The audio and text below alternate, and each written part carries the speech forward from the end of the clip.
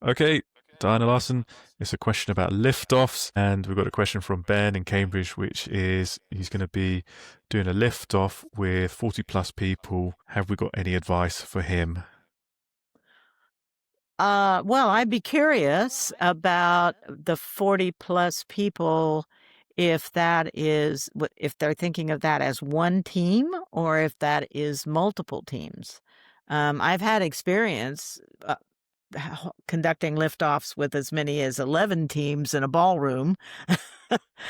each team doing their own liftoff, but coordinated with each other and having the time to stop and go around and see what the other teams are doing. And so where they needed to connect with each other in order to get the work done, they were able to work that out while they were doing that. And so that actually turned out to be a really good experience for that group. And so there were more than 40 people involved in that. However, there was 11 different teams working together to do that in one room, and they all had very much aligned visions for the purpose, why they were doing their work and so on. So if you have a 40 person team, I think the main thing is there would need to be a lot more facilitation around the discussions and conversation to making sure that you really were coming to agreements. 7 to 10 people coming to some agreements about what their working agreements are going to be or how they see their context is one thing. 40 people coming to agreement on that is just going to take more time. You're going to need to hear from everybody in the group. And when you've got that much larger group, you just need to allow for more time for the facilitated discussions for people to come to a place where you've got everyone's buy-in and you can move from one part of the liftoff to the next. There's also a danger once you've got that many people that some people will just remain silent. True. I mean, that's true, unless you've got some very, very skilled facilitation.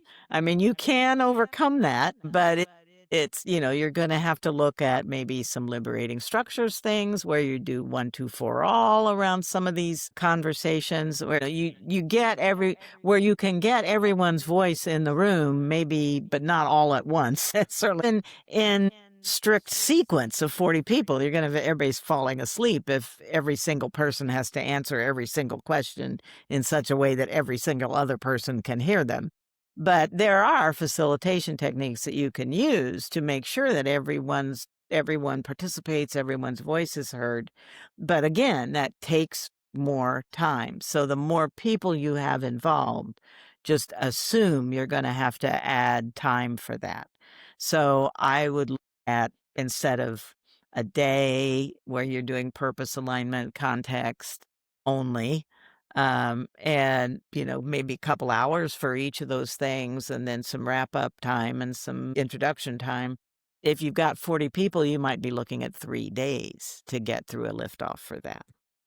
So you'd be spending a whole day on purpose or most of a day on purpose and maybe some other activity in there, and then a whole day on alignment and a whole day on context and then some celebration for getting done. But that's the main constraint when you've got a huge group like that, is being able to hear from everyone just takes longer the bigger the group is. And it also takes more time and effort to ensure that you really do have agreement from all those people to move forward a little more.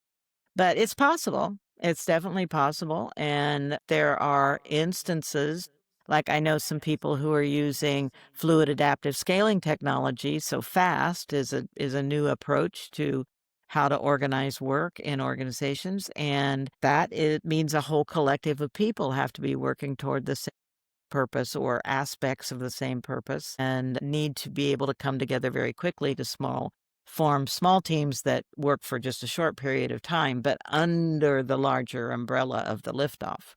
So that's another possibility. But again, you just have to know that the more people you have involved, it's going to take a little bit longer. Possibly a bit more preparation as well, just in terms of Yeah. logistics. But Yeah. you don't want to be turning up without for example, the vision, which has been clarified with the business. Right. If you're trying to co-create that with 40 people, that would be impossible. Yes. Right. And even coming with a very Right. ready draft version of the team mission would be helpful as well. Right. Right. So that all people need to do is edit it. Yeah. Yeah. Yeah.